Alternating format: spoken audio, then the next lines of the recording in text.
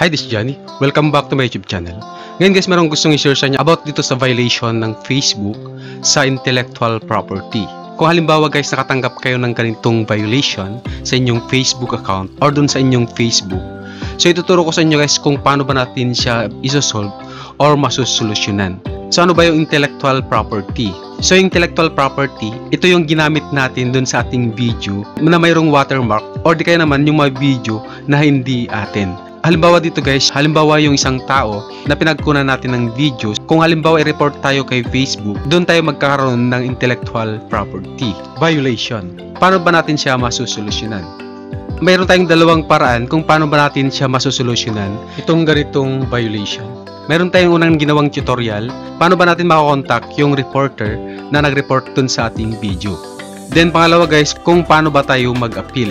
So since tayo nag-appeal, so ang reason natin doon is under siya ng fair use kasi ginamit natin ito sa ating reaction and commentary video. Kasi yung content natin sa ating Facebook ay featuring and reacting video. So after 5 days, nakatanggap tayo ng notification from Facebook or kay Meta. Ito siya guys, you can start earning again. Check your dashboard for all the way to earn. So i-check natin. Wala na yung violation ng ating Facebook. Ibig sabihin na approve yung ating pag-appeal dun sa ating violation.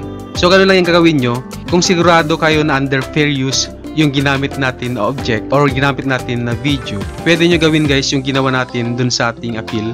So since yun sa ginawa nating una, kinontak natin yung reporter or yung may-ari ng video pero hindi siya pumayag dahil gusto niya magbayad tayo or mag-settle tayo ng 10,000 pesos. Ma-retract yung ating violation. Pero pangalawang ginawa natin guys, since hindi siya pumayag, nabawiin yung kanyang report sa Facebook. So ginawa natin, in-apply natin sa pag-appeal. So ayun siya, na-approve na tayo after 5 days. So ayun siya guys, I hope na nakatulong yung ating tutorial at sana nasundan nyo. Kung may mga katanungan kayo guys, pwede nyo comment sa ating comment section below para masagot natin. Kung bago lang kayo sa channel ko, please click the subscribe button and hit notification bell para ma-update ka dun sa mga bagong videos na i-upload ko. Maraming salamat po and God bless. See you in the next video.